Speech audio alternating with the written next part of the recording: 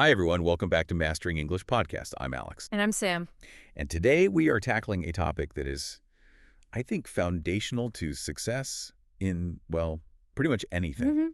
Whether you're managing a busy career or, specifically for you listening, trying to get fluent in English. Exactly.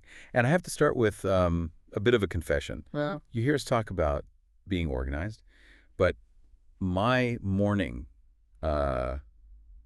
ritual or lack of one has been my biggest enemy lately. I think a lot of people can relate to that. So last week, I had a morning that was just the perfect picture of chaos. I stayed up way too late watching a documentary. Bad idea. Terrible idea. Yeah. So my alarm goes off. I hit snooze maybe 4 times. Yeah. And when I finally, jolt awake, I realize I'm so late. Oh, that sudden cold rush of panic. Panic is right. I ended up rushing so much, I grabbed 2 different colored socks, skipped my coffee, which is a disaster, Of course. and had to just tear the house apart looking for my notes for the day. By the time I sat down, my brain just felt like scrambled eggs. Yeah. I tried to review some new English vocabulary, but it was like nothing would stick. It just bounced right off my head. That whole scenario, it's so common, but it's also the perfect example of how you can sabotage your own learning before you even begin. Right. You were mentally defeated, which is why your brain wasn't, ready to learn anything new. Totally defeated. Yep. So that is why we're here today. We are going to do a deep dive into building a morning routine, a powerful structure that not only sets you up for a good day, but actually maximizes that precious high-energy time for language practice. And we've put together some fantastic material for you. We've pulled insights from the philosophy of depth work, which explains why the morning is so sacred for difficult tasks. Okay. We've also got practical strategies from psychological associations and, this is the best part, real-life examples from polyglots like Steve, who managed to fit in serious language study into an already packed day. We're going to give you the blueprint to turn that morning scramble into a calm, focused session. And speaking of that chaotic, rushed feeling, that feeling of being completely worn out before noon, we're going to break down some key vocabulary today, including that great word I used, frazzled. Yes. And we're also going to look at the difference between just a challenge and a real obstacle.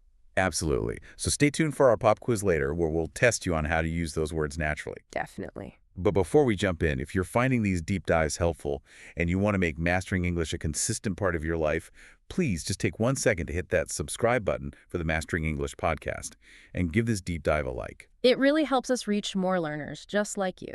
Okay, so let's unpack the big idea here. I just told you about my disastrous morning. But why? Why do mornings matter so much? That's the fundamental question, isn't it? Yeah. I mean, couldn't I just be productive in the evening when things are quiet? You could try, but the answer is really deep in our psychology. Mornings aren't just important. They are the foundation. They set the entire tone for everything that comes next. The tone. The source material we looked at uses this really powerful, simple analogy. Mornings are like the first domino in a long line. Oh, I remember that. I like that. Think about it. If that first domino falls perfectly smoothly, cleanly, it starts a chain reaction and the rest of the day just follows. Your momentum is positive. Right. But if that first domino wobbles or you spend ages trying to set it up, everything gets messed up. You spend the rest of the day just chasing that initial delay, feeling like you're always one step behind. That makes perfect sense. My day, starting with the snooze button, was definitely a wobbly, crashing mess of dominoes. Yeah. And I felt that inefficiency all day long. Exactly. And this isn't just about, feeling good. There's real science behind why we should prioritize complex tasks like language learning first thing in the morning. Okay, let's get into that science. When experts talk about deep work, how do the morning hours specifically help with that? Well, it really comes down to 3 key cognitive advantages. First, you have higher willpower reserves. Willpower reserves, like a battery. Exactly like a battery. Willpower or self-regulation isn't unlimited. Throughout the day, every decision you make, no matter how small, drains that battery.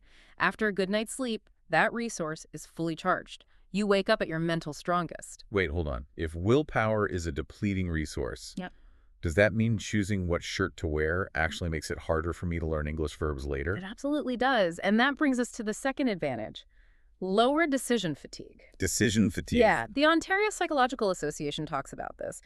Every single choice, what to wear, what to eat, which email to open first, uses up glucose in your prefrontal cortex. Oh, A morning routine, because it's structured, it removes those choices. It actively conserves that crude and mental energy. You're saving your brain's battery for the hard stuff, like figuring out a tricky English idiom. So the fact that I didn't prepare the night before, which forced me to make all those little decisions in the morning, that was literally draining my ability to study. Precisely. And the third most crucial factor is optimal prefrontal cortex functioning. The PFC. That's the command center for focus, logic, problem solving, all the things you need for learning a language. While we sleep, our brain cleans itself out, resets chemical balances. How does that chemistry help me learn English first thing? Well, when you first wake up, a couple of things are at their best. Sleep inertia, that groggy feeling, is gone once you get some light and movement. And adenosine, the chemical that makes you sleepy, is at its lowest level all day. So my brain is literally primed to take in new information. It's chemically ready. That's why even just 5 to 10 minutes of consistent English practice in that first high willpower window is so much more effective than an hour of study after a long day at work. It's not just that I have time, it's that my brain is actually ready to learn. That's the golden opportunity. Okay, I am sold on the science. Morning hours are sacred. But to fix my chaotic mornings, I need to be a detective first, right? I need to figure out what's causing the problem. What are the biggest culprits? Identifying the enemy is half the battle. Our sources point to 4 classic obstacles that trip people up. The first one, which you mentioned, is late nights. Oh, yeah. Scrolling on my phone until 1 in the morning. It feels like you're relaxing, but it's a cognitive thief. It just ensures you wake up with a sleep deficit, and all those brain benefits we just talked about, gone. Right. What's number 2? The lack of preparation. Yeah. Waking up with no plan, no packed bag, no idea what to wear, that leads directly to that frantic, disordered movement. That's the morning scramble. And the stress starts immediately because you're reacting instead of just, following a plan. Exactly. The third one is maybe the sneakiest, the snooze trap. Ugh. My biggest enemy. Hitting snooze repeatedly is so destructive. When you drift back to sleep for 9 minutes, your brain starts a new sleep cycle. Then the alarm jolts you out of it, and you get severe sleep inertia. You feel groggy, confused, and you've lost useful time without getting any real rest. Okay, but wait, I have to challenge that one a little. What if those 9 minutes feel psychologically essential?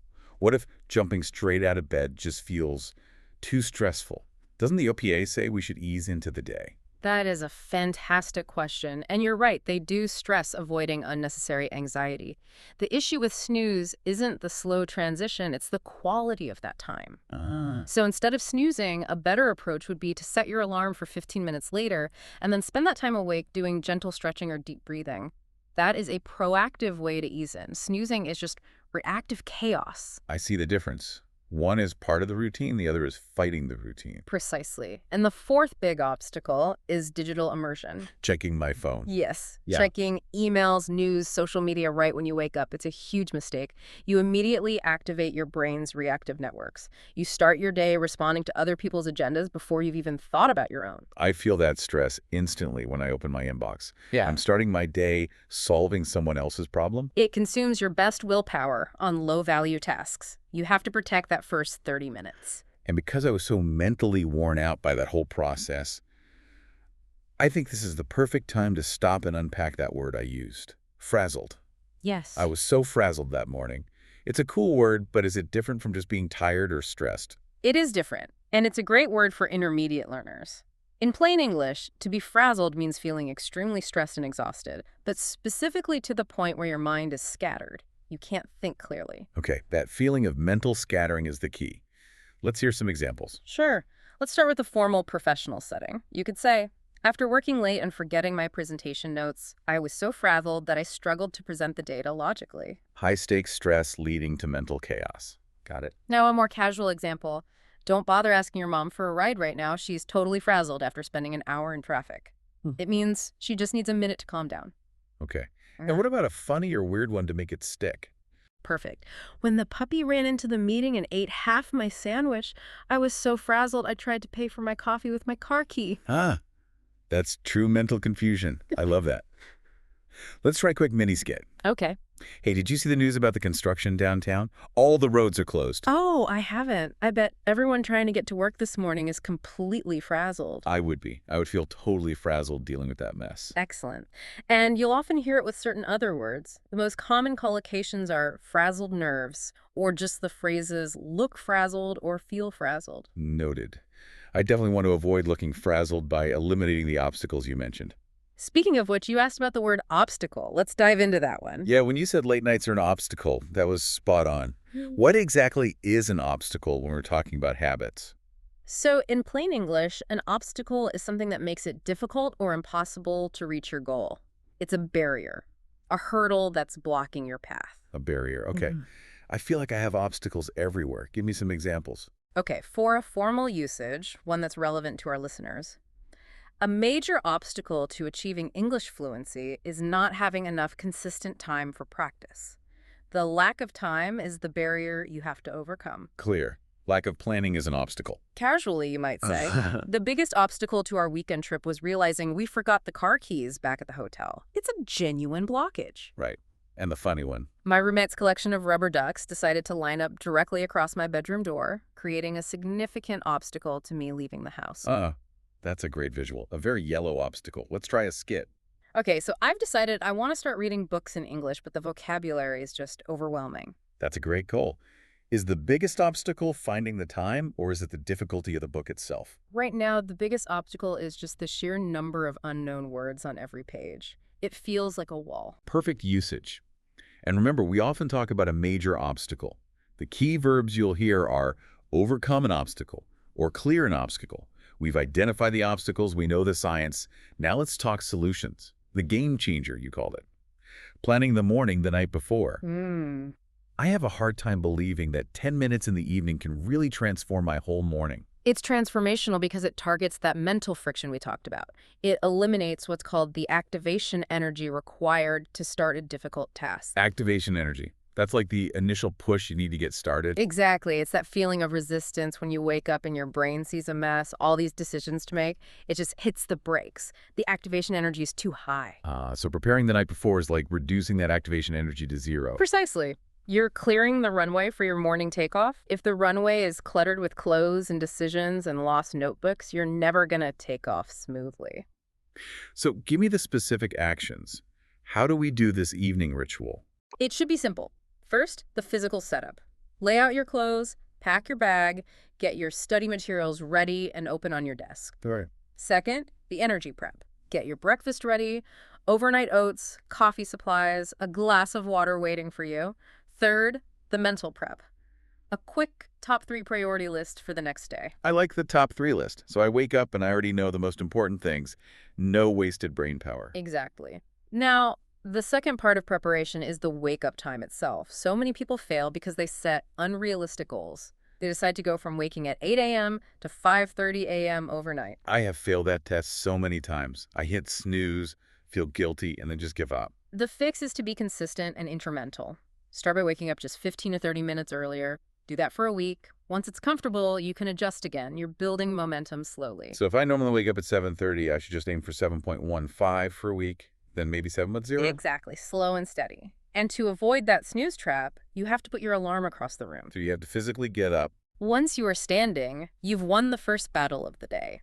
And of course, if you're waking up earlier, you have to go to bed earlier. You can't cheat sleep. Right. A good morning starts the night before. I mentioned earlier that I hate having to scramble in the morning when I haven't prepared. Let's unpack that verb, scramble. It's a great action verb. In plain English, to scramble means to rush around quickly in a disorganized, hasty, or frantic way. It implies movement without control. That perfectly captures my morning. I was running, but I wasn't efficient. Give me some different contexts. Okay, formally. The team scrambled to finish the final project just minutes before the deadline. It means rushing under intense pressure. Got it. Casually. When the taxi arrived early, the whole group had to scramble to get their luggage and pay the driver. It's just quick, unordered movement. And the funny one. The dog, realizing it was back time, had to scramble across the tile floor, sliding into the kitchen table in a desperate attempt to hide. Huh. That's a great image of chaotic movement. Let's try a quick skit. Oh no, I just realized I left my English textbook at the cafe and my study group starts in 5 minutes. 5 minutes. Okay, we have to scramble. Let's call the cafe and find a delivery service right now. If we don't scramble to fix this, I won't have my book. Excellent. And you'll often hear collocations that imply urgency. Scramble to safety, scramble for resources, or just the common one, scramble to get ready. Okay, so the runway's clear. We've prepared, we've gotten out of bed. Now we have that precious protected screen-free window, maybe 20 or 30 minutes. What do we do in that time to get our brain ready for English learning? This is where we switch the brain from sleep mode to learning mode. And we start with a physical reset. Okay, what's step one? Because I usually go straight for the coffee. Stop. The first step is to hydrate immediately. You have to drink a big glass of water before anything else. Really? Before coffee? Yes. After 8 hours of sleep, your body is dehydrated. Even mild dehydration can cause brain fog. Water first limits the cortisol spike that causes nervousness. Water first, coffee second. Okay. But why wait on the coffee? Is there a scientific reason for that? There is. Your cortisol levels are naturally at their peak when you wake up. Drinking coffee immediately can actually increase anxiety. If you wait 30 to 60 minutes, your natural cortisol will start to drop and the caffeine will give you a cleaner, more sustained energy boost. Wow, that's a real cognitive hack. Yeah. I was basically sabotaging my own focus with coffee. Next up is light and movement. Open the curtains, get natural light. This tells your brain to stop producing the sleep hormone. And then just 2 minutes of movement, a quick walk, some stretching. It's like waking up the computer from sleep mode. Exactly. It increases blood flow to the brain. We saw a great example from the polyglot Steve. He does a 7-minute workout push-ups, sit-ups while listening to language audio in the background. That is master level efficiency. Yeah. Movement and language input at the same time. And finally, nutrition. A simple breakfast with some protein. Yogurt, an egg. It stabilizes your blood sugar and gives your brain the fuel it needs. Body optimized. Now for the Zen part, mindfulness. This always felt intimidating to me, like I had to meditate for an hour. That's a common misconception. Mindfulness is just about pausing and being present. There's a beautiful metaphor for it. Imagine your mind is a glass of muddy water. The mud is all my scattered thoughts. Precisely. If you keep stirring it by checking your phone or rushing, it stays cloudy. But if you just let it settle, the mud sinks to the bottom and the water becomes clear. Mindfulness helps your thoughts settle. I love that. So what's a practical way to do that in just a minute or two? Deep breathing. It's the simplest way. Just sit quietly and focus on your breath. Inhale for 4 counts, hold for 4, exhale for 4. Even 1 minute of that makes a huge difference. That 1 minute of intentional thought could turn a chaotic morning into a calm, centered one. And since you use that perfect word, let's stop and unpack centered. Yeah, I love the idea of feeling centered, but what does it really mean? Is it just being relaxed? It's more than relaxed. In plain English, to feel centered means feeling calm, focused, and balanced. It's about having internal equilibrium. Your emotions are steady, your mind is clear. It's the total opposite of being frazzled. The opposite of frazzled. I like that. Let's hear the examples. Okay, formally. Practicing yoga helps me feel centered and ready to face the day with a clear mind. Makes sense. The action is physically balancing. Casually. Before the big presentation, I took 5 deep breaths to make sure I felt centered. It's about achieving active composure. And the weird one. My cat only feels truly centered when he is lying down right in the middle of a perfect patch of sunlight on the floor. Huh. He's literally the center of his own little universe. Let's try a skit. Phew, I just finished that huge report for work, and my brain is still buzzing. Take a quick break. Step outside, breathe deeply, and try to get yourself centered again before you start your language study. That's good advice. I need to feel more centered so I can actually absorb the vocabulary. Perfect. And you'll often hear collocations like feel centered, having a centered approach, or being spiritually centered. Okay, we are physically reset, mentally centered. We have that protected 5 to 10 minutes. Yeah. This is the moment for the mini English practice. This is the payoff. This is where we want to make language learning a keystone habit. Keystone habit. That sounds powerful. What is that exactly? The idea is that certain habits, these keystone habits, can trigger a cascade of other positive habits in your life. So one small habit can create a big change everywhere else. Exactly. Making language learning a consistent part of your morning acts as that catalyst. When you achieve a disciplined goal first thing, it raises your self-esteem and makes you more organized all day. The key is absolute consistency. That makes the morning practice feel really important. Mm. But how do we get meaningful practice in just 5 or 10 minutes? We leverage the fact that the brain is primed. We use microdoses of practice. Let's start with listening. This is the easiest one to integrate. While you're making coffee or getting dressed, you can have a podcast on. Short, clear news summaries, or a podcast for intermediate learners like ESL Pod. Steve, the polyglot, gets 30 to 45 minutes of listening in just while making and cleaning up breakfast. So you're getting language input while your hands are busy. That aligns with the natural approach, right? Precisely. It's about exposure to comprehensible language without forcing it. Okay, what about rating? I can't read a whole chapter in 10 minutes. You don't need to. Read one short, complex paragraph from a news site. The goal isn't to finish it, but to deeply analyze the sentences and find maybe 2 or 3 new vocabulary words. So it's about intensity, not volume. Exactly. And for writing and speaking, this is where people get stuck. Yeah, I feel awkward talking to myself in the mirror. Does that really work? It's surprisingly effective, and it aligns with the communicative approach, which is all about communication over perfect grammar. Try this. Write a quick journal entry, just 2 or 3 sentences, about your plans for the day. Or try describing your surroundings in English. Your coffee mug, your desk. It trains your brain to retrieve words quickly in a low-stress way. I like the journal idea. And what about that suggestion of dancing to English music? That connects to total visual response, or TRP. When you combine language with physical movement, you engage different parts of your brain, which actually improves memory and retention. So if I dance to an English song for 5 minutes, I'm physically reinforcing the language. That sounds way more fun than flashcards. It is, and we've used this word a lot because it's the most important one for habits. Consistent. We do keep saying consistent practice. What does it really mean in terms of effort? It's the essential ingredient. In plain English, consistent means regular and steady, always happening in the same way. It's better to do 5 minutes every day than 3 hours once a week. It's about reliability over intensity. Got it. Let's hear the examples. Formally. To see real progress at the gym, you have to be consistent with your workouts. You just have to show up regularly. It's clear. Casually, you could even use it negatively. He is always late. He is remarkably consistent in his tardiness. It just means reliably predictable. Right. It's about the pattern, not necessarily a good pattern. And the funny one. The cat is remarkably consistent in demanding to be fed exactly 5 minutes before my alarm goes off every single morning.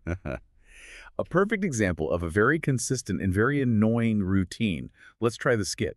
I want to read one entire book in English every month, but I'm struggling to find the time. That's an ambitious goal. To do that, you'd need to read for maybe 15 minutes every morning. Can you be consistent with that every day? I promise I'll be consistent. Even if I only read one page on a busy day, I'll stay consistent and not break the chain. Excellent. And remember the common collocations. Consistent effort, stay consistent, or be consistent with your routine. We've built the routine, we've added the English practice. Now the final step, tracking progress. If the routine is so good, why do I need to track it? Can't I just trust the process? Because you need objective data to fight off discouragement. Tracking helps you see what's working and what needs tweaking. It's like checking the GPS on a road trip. That's the perfect analogy. You need to know if you're still on course. So what are the best tools for tracking? Yeah. I don't want another complicated task. Keep it simple. A habit tracker app or just a checklist on the fridge. The visual of seeing those check marks build up is incredibly motivating. Or a weekly journal. Just write down what worked and what didn't. And setting small, specific goals is key, right? Absolutely. Don't just say, I'll wake up earlier. Say, I will be awake and hydrated by 7:15 a.m. every day this week. It has to be measurable. Okay. You also mentioned accountability. How does that work? Right. Accountability just means being responsible for your actions. If you tell a study buddy or a friend about your routine and ask them to check in with you once a week, you're much less likely to skip it. That external pressure helps. It does. And one last critical point on tracking. This is not about perfection. You should aim for about 80% compliance. If you miss a day, don't feel like a failure. Just get back on track the next morning and celebrate the small wins. Okay, it is time for our common mistake segment. We've talked a lot about that frantic feeling. So can I say it like this? I tried to be consistent, but my day was a complete scramble. I'm trying to use scramble as a noun, meaning a mess. That is a great question. And it's a very understandable mistake for an intermediate learner. It feels right, the visual of scrambling. It does. And while scramble can be a noun, like scrambled eggs, native speakers almost always use it as the verb for the action of rushing. So you'd say, I had to scramble all day. Oh, I see. So what word should I use if I want to describe the disordered state of the day? When you want to describe the state of complete disorder or confusion, the noun you're looking for is chaos. Chaos. Yes. So you would say, my day was complete chaos, or the morning felt completely chaotic. So scramble is the action of rushing, and chaos is the noun for the disordered state. That makes perfect sense. It's a great distinction to know. For example, the kitchen was in chaos after we tried to bake a cake with the kids. All right, it is time for the pop quiz. Let's test my memory and the memory of everyone listening. Let's do it. I'm ready. Question 1. If you are running late and can't find your keys, are you feeling A, centered, or B, frazzled? Oh, based on my morning, that is definitely B. Yeah. Frazzled, stressed, and mentally scattered. Correct. Question 2. Is hitting the snooze button an obstacle, or is it a keystone habit? It is the definition of a barrier that stops you from reaching your goal. It is an obstacle. Spot on. Question 3. If you practice English for 5 minutes every single day, is your practice A, consistent, or B, scrambled? That is A, consistent, regular, and steady. That's the key. 3 for 3. Question 4. If you spend a minute taking deep breaths to calm your mind, you are trying to feel A, frazzled, or B, centered. You're trying to feel calm, balanced, and focused. So that's B, centered. Perfect. And the last one, question 5. If you rush around quickly trying to find your wallet, you are performing a morning A, scramble, or B, chaos. Ah, a trick question. Since it's the action of rushing, I am performing a morning scramble. 5 for 5. Excellent work. So let's quickly summarize the 3 most important words from today to help everyone remember. Let's. We focused on frazzled, which means stressed and mentally exhausted. Right. We also learned obstacle, which is something that blocks your path to a goal. And finally, consistent, which means doing something with regular and steady effort. Eliminate the obstacles, avoid feeling frazzled, and be consistent. That's the blueprint. And now for your micro challenge. Tomorrow morning, we want you to start your keystone habit. Wake up 15 minutes earlier and use the word consistent in a short journal entry about your breakfast. Just 2 sentences. Share it with a friend, or you can even leave it in the comments below. That is a fantastic start to a new routine. Remember, small, consistent changes lead to huge results. And don't forget to like and subscribe to Mastering English Podcast so you never miss another deep dive. Thank you so much for joining us. I'm Alex. See you next time. And I'm Sam. Bye.